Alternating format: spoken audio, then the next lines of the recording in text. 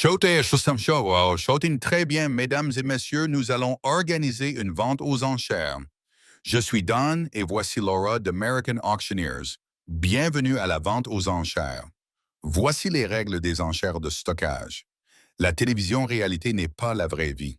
C'est une scène où des personnes célèbres sont placées dans des situations et doivent rendre les choses intéressantes. Le moteur du drame dans ces émissions est ce qui les fait perdurer. Sors de cette enchère, espèce de crétin. Dehors. Allez les gars, prenez mon chapeau pour moi. Tu l'as touché en premier. La caméra est juste là.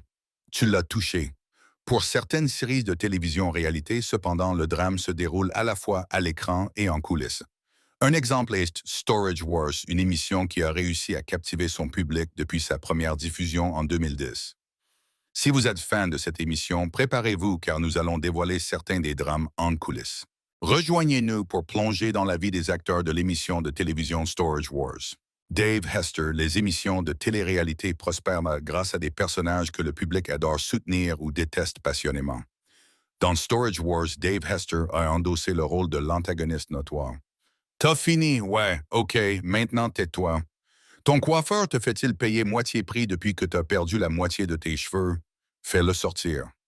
Ne fais pas l'enchérisseur. Il était l'opérateur de prêteur sur gage et l'enchérisseur avec une attitude agressive, toujours en train d'essayer de surpasser ses co-stars et leurs offres pour les unités de stockage. Hester s'est fait connaître en tant que magnat et a marqué les esprits avec une phrase fétiche accrocheuse qu'il criait pendant les enchères et qu'il avait même inscrite sur son véhicule et ses vêtements. Cependant, son passage dans l'émission n'a pas été de tout repos. En décembre 2012, après 3 saisons, Hester s'est retrouvé exclu de Storage Wars. Mécontent de cette tournure des événements, il a intenté un procès à A&E et Original Productions, la chaîne derrière l'émission réclamant la somme colossale de 750 000 $. Il affirmait que l'émission était fondamentalement truquée, qu'il avait été licencié de manière injuste, que son contrat avait été violé et que tout le business jouait de manière déloyale. Ton coiffeur te fait-il payer moitié prix depuis que tu as perdu la moitié de tes cheveux? C'est dans la bouche. Ne fais pas l'enchérisseur. Dans son procès, Hester a lâché des révélations explosives affirmant que l'émission n'était pas aussi spontanée qu'elle le semblait. Il a accusé les producteurs de placer des objets de valeur dans les casiers de stockage pour que les acheteurs les découvrent comme des voitures classiques ou des journaux rares afin d'amplifier artificiellement le drame. La bataille juridique s'est finalement réglée en 2014, Hester obtenant une somme d'argent dont le montant exact n'a pas été dévoilé au public. Mais de manière surprenante, Hester a fait son retour dans l'émission. Ce n'était pas la fin cependant. En juin 2020, Hester a de nouveau fait les gros titres, mais pour une raison différente. Il a perdu un procès contre Public Storage. Il avait déboursé 11 800 $ pour le contenu d'un casier abandonné, mais Public Storage a réalisé par la suite que le propriétaire initial était en réalité à jour sur son loyer. Cela a conduit l'entreprise à annuler la vente, poussant Hester à engager une action en justice. Au-delà des drames judiciaires, Hester s'est aventuré sur de nouveaux terrains, lançant sa propre entreprise d'enchères à louer et travaillant comme consultant dans l'industrie des enchères. Le parcours de Hester après Storage Wars a été mouvementé, marqué par des batailles juridiques des entreprises commerciales et une transition vers le conseil. Bien que son temps dans l'émission soit révolu, son implication continue dans le monde des enchères et sa capacité à faire les gros titres prouvent que le personnage du magnat n'est pas seulement un rôle télévisé. Cela fait aussi partie de son histoire dans la vraie vie. Dan et Laura Dodson étaient le cœur et l'âme du groupe soudé de participants aux enchères de Storage Wars. En tant qu'enchérisseurs, ils étaient ceux qui orchestraient le drame chaque semaine, supervisant les offres intenses et les achats de ces mystérieuses unités de stockage. Les téléspectateurs étaient captivés par leur style d'enchères traditionnel, mais d'une rapidité fulgurante ainsi que par l'autorité calme qu'ils apportaient pour apaiser les disputes entre les participants. Et qui pourrait oublier la réplique emblématique de Laura? « N'oubliez pas de payer la dame ». Celle-ci est gravée dans l'histoire de la télé-réalité. Fait intéressant, ces deux-là se sont également trouvés grâce à l'émission et leur histoire d'amour est remarquable. Laura a été charmée par le charisme de Dan et sa manière de gérer les enchères avec son bagou ultra rapide.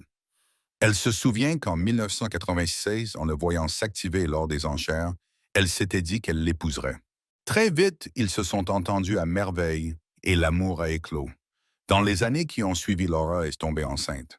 Puis, une crise a frappé lorsque Dan a souffert non pas d'un, mais de 2 anévrismes cérébraux. Les médecins ne lui donnaient que 20% de chances de survie, mais contre toute attente, il s'en est sorti. La présence inébranlable de Laura à ses côtés pendant toute son hospitalisation a certainement joué un rôle majeur dans son rétablissement. Après la diffusion du dernier épisode de Storage Wars en 2019, les Dodson se sont consacrés à plein temps au circuit des enchères privées, où ils travaillaient depuis des années.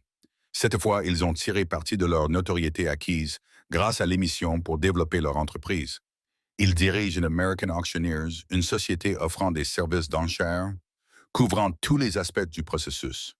De plus, ils gèrent une Storage Auctions, une plateforme en ligne pour les enchères de garde-meubles à travers le pays.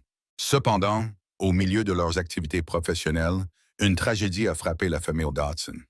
En 2020, leur fils de 22 ans, Garrett, a été victime d'une fusillade insensée en voiture devant un Airbnb en Arizona.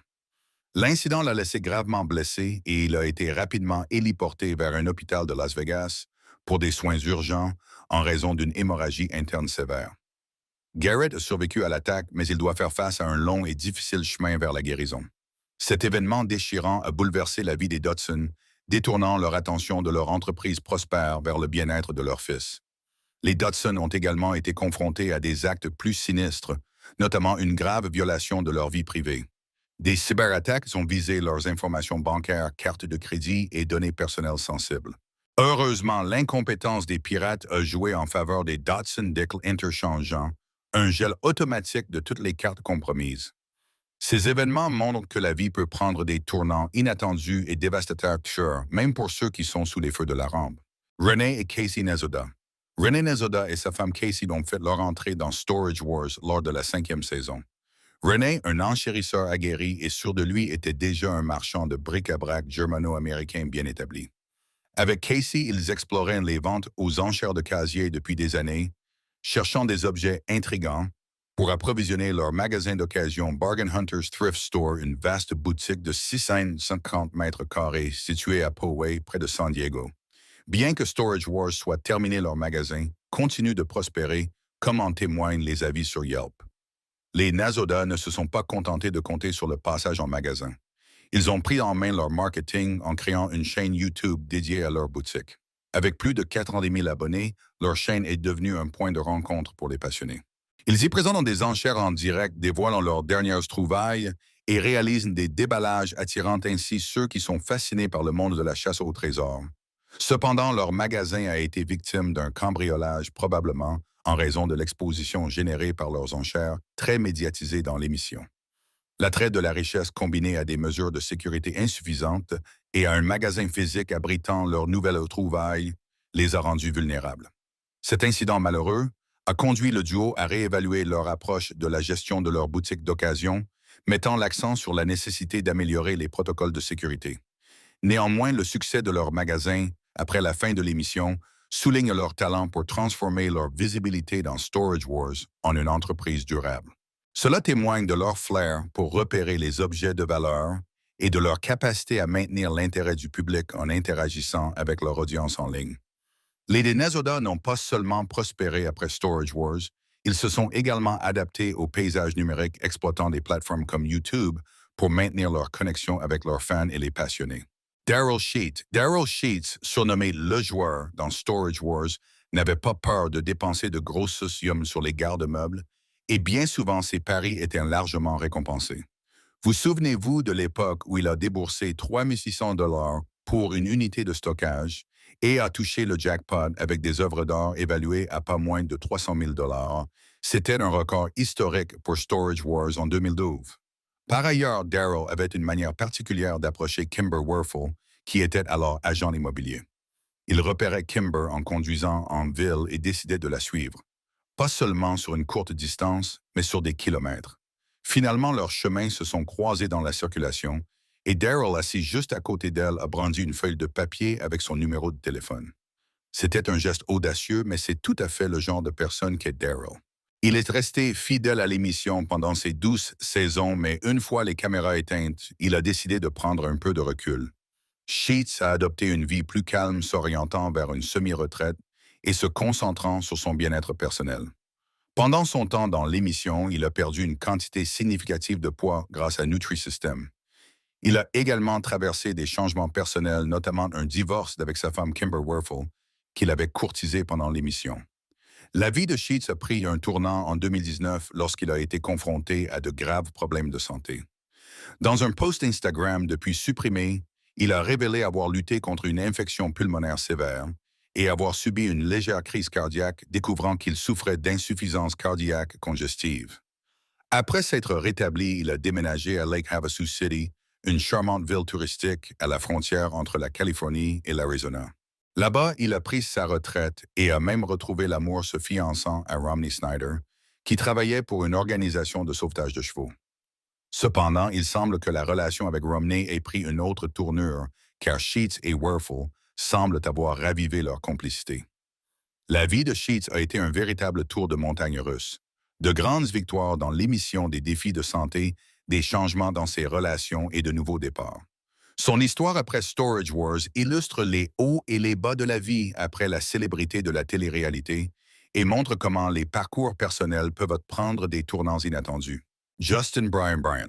Lorsque Justin Bryant a fait son apparition dans les derniers épisodes de Storage Wars, il n'avait que 22 ans, marquant l'histoire comme le plus jeune enchérisseur et acheteur jamais vu dans l'émission.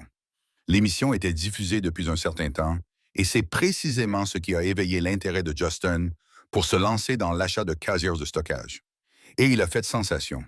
Son succès a été fulgurant, lui permettant de décrocher une place dans cette émission de télé-réalité centrée sur les casiers de stockage.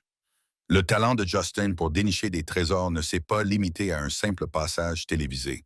Il a transformé ses achats fructueux en quelque chose de significatif, utilisant les profits pour aider sa mère à acheter une maison, une démarche plutôt impressionnante.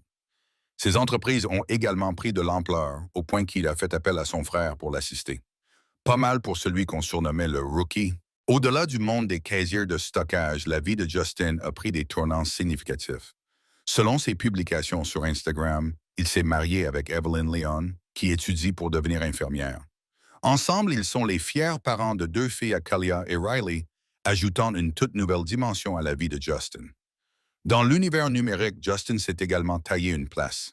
Il gère une chaîne YouTube appelée That Boy Brazzy, où il partage occasionnellement des vidéos dans lesquelles il s'amuse à faire des farces légères à sa femme et à ses enfants, offrant un aperçu de son côté personnel et joueur. Mary Padian, vous vous souvenez de Mary Padian dans Storage Wars. Voici ce qu'elle est devenue. Mary Padian a réalisé un exploit impressionnant dans l'univers de Storage Wars, réussissant une transition rare d'une série dérivée Storage Wars Texas vers l'émission principale lors de sa 5e saison. Surnommée la Junkster, elle a gagné ce surnom de la part de ses pairs dans le monde des enchères de guerre de meubles, grâce à son audace à plonger dans des endroits peu reluisants à la recherche de trouvailles précieuses. Même après ses apparitions télévisées, Mary n'a pas abandonné sa passion pour la chasse au trésor. Elle continue de chercher des pépites cachées dans des recoins inattendus et de les revendre avec profit à travers son entreprise Mary's Finds. Sous le slogan Totally Cool Treasures, elle se spécialise dans les accents de design d'intérieur, proposant une sélection éclectique d'objets faits main vintage et uniques découverts lors de ses expéditions au Texas. Mais l'influence de Mary dépasse les frontières du Texas. Elle s'est activement impliquée avec Ubuntu Life, une organisation qui soutient les enfants ayant des besoins spéciaux au Kenya. En collaborant avec eux, Mary promeut et vend des bracelets et sacs faits main dans des styles traditionnels. Grâce à ces partenariats, elle explore non seulement son talent pour dénicher des objets de valeur, mais elle contribue également à des causes caritatives ayant un impact significatif au-delà du monde des enchères de garde-meubles. Jenny Grumble dans les dernières saisons de Storage Wars Texas. Jenny Grumble, surnommée la Dazzler, s'est distinguée en tant qu'experte en meubles de l'émission.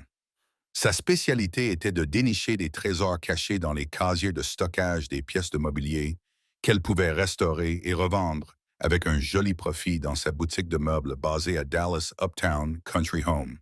Après Storage Wars Texas, l'orientation de Jenny a considérablement changé. Elle s'est davantage plongée dans sa passion pour le mobilier et le design.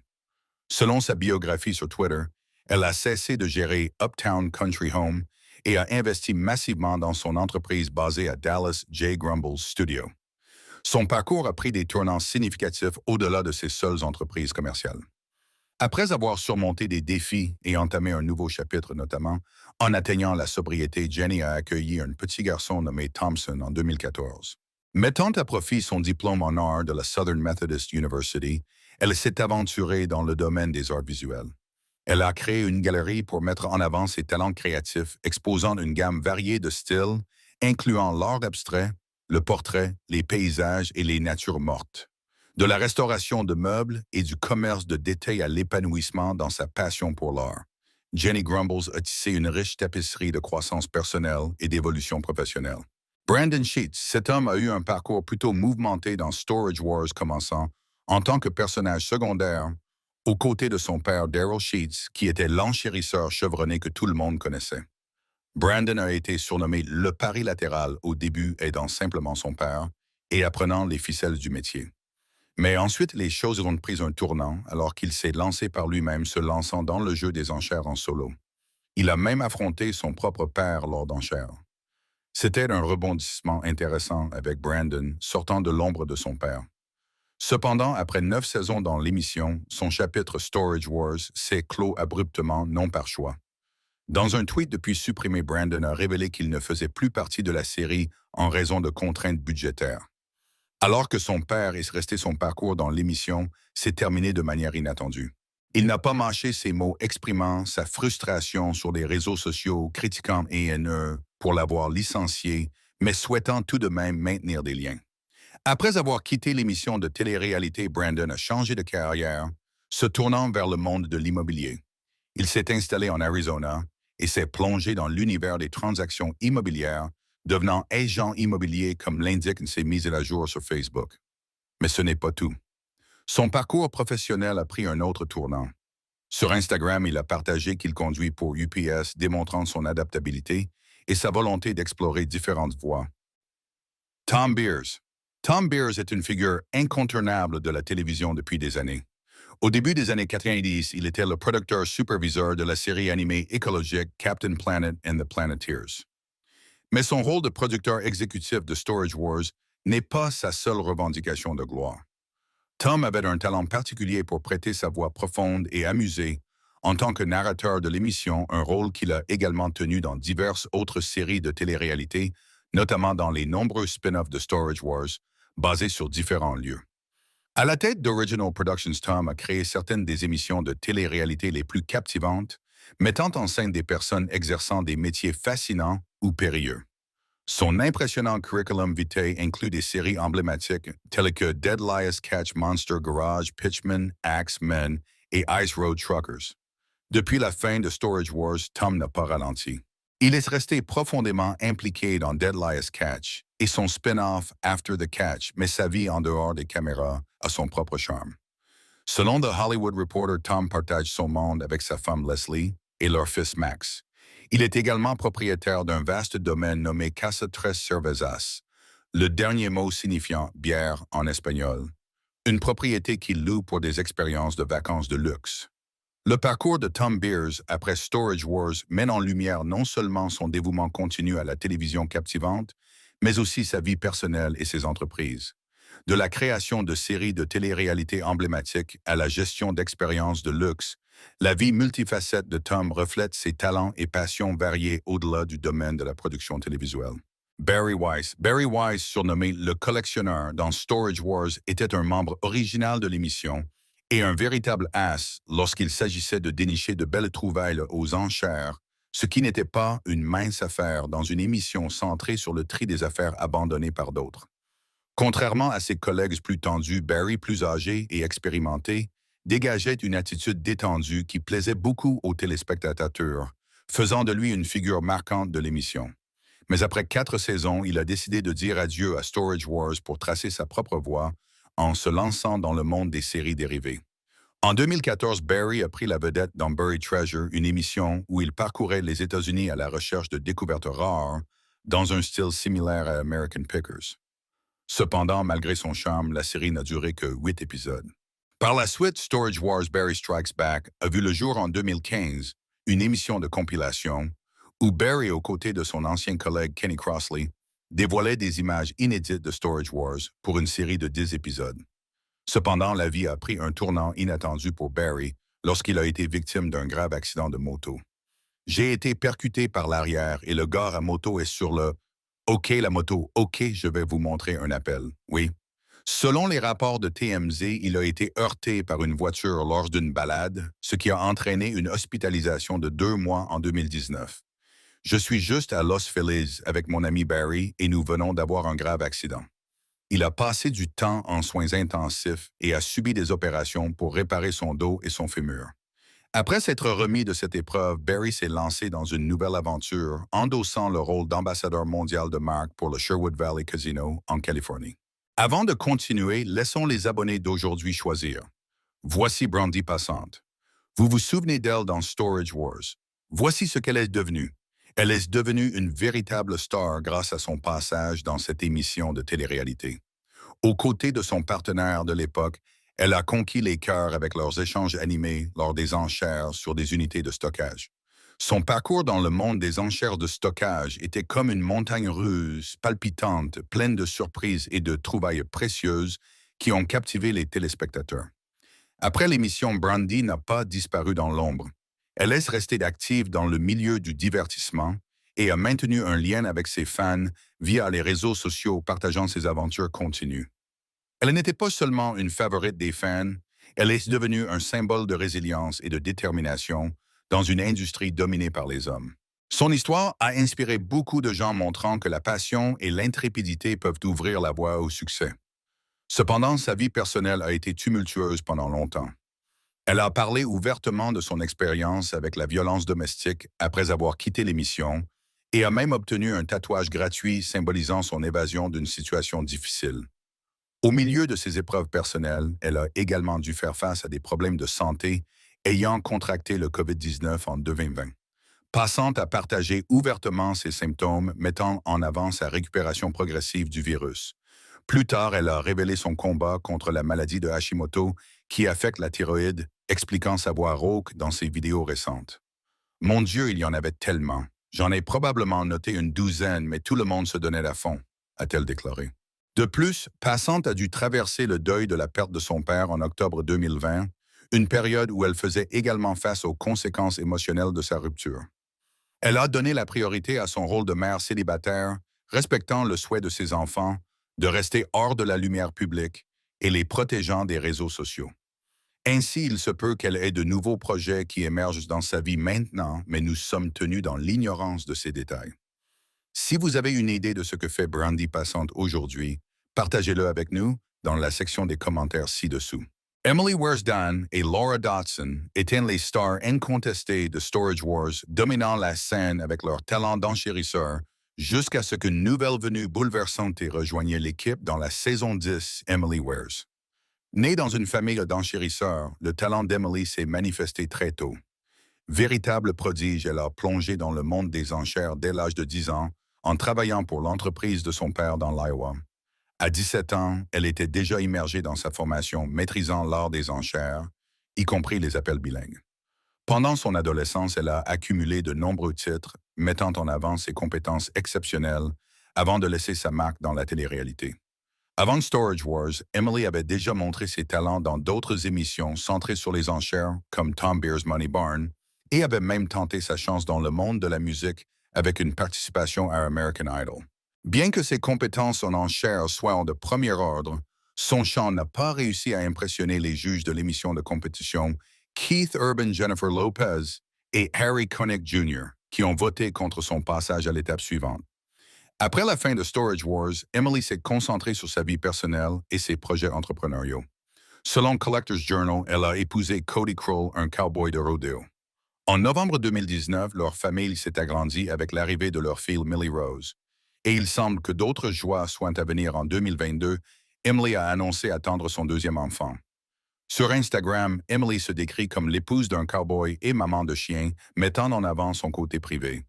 Mais elle s'est également lancée dans l'entrepreneuriat en dirigeant une petite entreprise parfaitement en phase avec ses racines de cow-boy.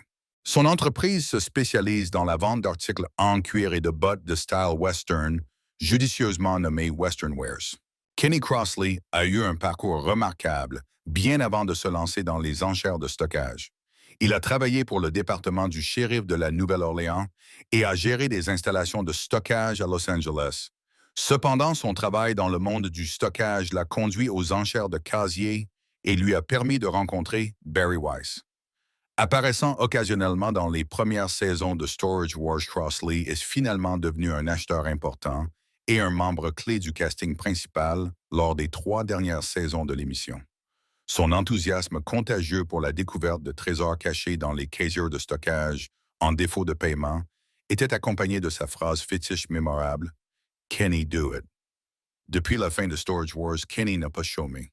Selon son site web, il a lancé une ligne de vêtements mettant en avant sa phrase emblématique et gère désormais Jackie's Famous Purlins, une entreprise de noix et de confiserie basée à la Nouvelle-Orléans. Sur le plan numérique, il se forge une place en tant que personnalité YouTube à travers sa chaîne Kenny Do It Adventures. Là, il partage un contenu varié allant de discussions sur l'actualité et des anecdotes avec ses passagers Uber à son amour pour la malbouffe, avec des critiques de produits comme les beignets, les chalupas de Taco Bell et les hot dogs de Costco, tout en roulant dans sa voiture. La vie de Kenny Crossley après Storage Wars a été un mélange d'entreprise entrepreneuriale et de narration numérique. Des lignes de vêtements aux douceurs sucrées, en passant par le partage d'expériences et de critiques culinaires sur YouTube, il explore diverses voies créatives tout en maintenant son énergie contagieuse et sa phrase fétiche vivante de différentes manières.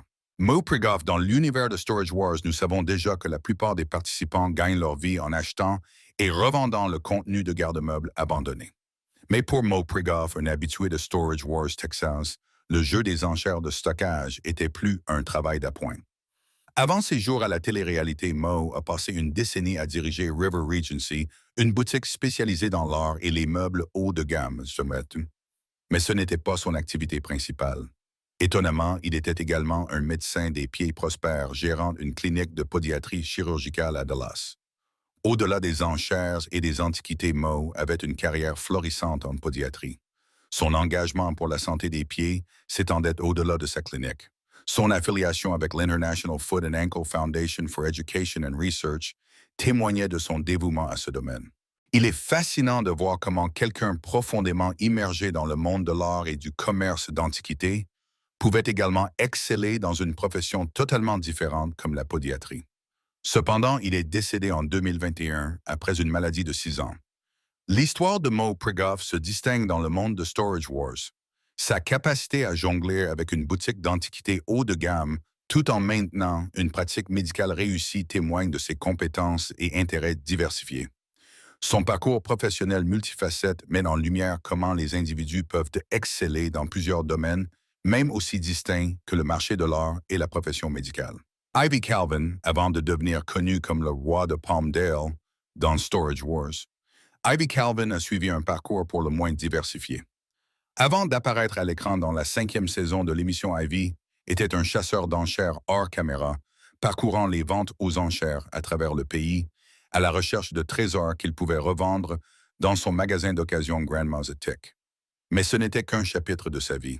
Avant ses jours de Chine, il a également été athlète professionnel, montrant ses talents dans l'Arena Football League. Il s'est même aventuré dans le circuit des arts martiaux mixtes, montant sur le ring une fois et remportant une victoire contre Samu Samu. Sa trajectoire professionnelle l'a également vu entraîner une équipe de football au lycée où les enchères et la revente étaient plutôt un travail d'appoint. En 2021, selon la page Facebook de Grandma's Attic, le magasin reste une force opérationnelle à Palmdale. Cependant, en raison des restrictions liées à la pandémie, la boutique s'est davantage tournée vers les ventes en ligne s'adaptant au paysage changeant. Ivy, bien que relativement discret, utilise les réseaux sociaux pour mettre en avant les pièces phares disponibles dans son magasin. Le chemin d'Ivy Calvin pour devenir une personnalité de la télé-réalité témoigne de sa vie aux multiples facettes. Des arènes sportives au circuit des enchères, et maintenant, en tant que propriétaire d'un magasin d'occasion naviguant dans le monde numérique, son histoire met en lumière sa capacité à pivoter et à s'adapter dans divers domaines. Son succès dans le monde du divertissement et son dévouement continu à Grandma's Attic illustrent son talent pour la polyvalence et la résilience face aux temps changeants. Gerard Schultz, même les personnes les plus célèbres ont souvent des moments pas très glorieux dans leur passé. Prenez Gerard Schultz, par exemple. En 1997, il s'est retrouvé dans de sales draps avec la justice. Il a été arrêté pour possession de drogue contrôlée, conduite en état d'ivresse et transport de stupéfiants. Juste 2 ans plus tard, il s'est retrouvé face à des accusations similaires. Il a eu de la chance avec une violation de libération conditionnelle, mais en fin de compte, il a écopé d'une peine de 16 mois dans une prison d'État. Cependant, Gérard a réalisé un véritable revirement après son séjour en prison d'État. Une fois sa peine de 16 mois purgée, il cherchait un nouveau départ. Sa tante, qui gérait un centre de stockage public, l'a introduit dans un tout nouveau monde. Cette rencontre a conduit Gerard et son partenaire d'affaires Randy à lancer leur entreprise appelée Now and Then. C'est un peu ironique que, alors qu'il remettait sa propre vie sur les rails, il ait croisé la route des créateurs de Storage Wars. Comme le destin l'a voulu, il les a rencontrés en prospectant des articles à acheter pour son entreprise naissante. Lui et Brandy Passant étaient des piliers de Storage Wars, mais leur histoire va bien au-delà de ce que les téléspectateurs pourraient imaginer. Malgré leurs disputes constantes à l'écran et leurs références l'un à l'autre comme partenaires de vie, ils n'étaient pas réellement mariés. La série dérivée Brandy and Jared Married to the Job a alimenté cette supposition, mais en réalité, ils ne se sont jamais officiellement mariés. Passant a révélé dans une interview avec The Dad Diary qu'ils s'étaient séparés en 2018, bien que la nouvelle n'ait été rendue publique qu'en 2020. Schultz n'est pas resté célibataire longtemps. Il a trouvé une nouvelle connexion avec Rochelle Beckman, une barmaid au Rush Bar and Grill, un restaurant qu'il a acheté en 2019. Cependant, les choses ont pris un tournant en 2021 lorsque Schultz a été confronté à des ennuis judiciaires. Il a été arrêté et inculpé pour violence domestique contre passante, comme rapporté par The Wrap. Cet incident a mis en lumière un chapitre complexe et difficile de leur relation. Ces révélations lèvent le voile sur la vie des acteurs de Storage Wars, montrant que tout en captivant le public, ils avaient leur propre bataille dans la vraie vie. Merci d'avoir regardé et à la prochaine.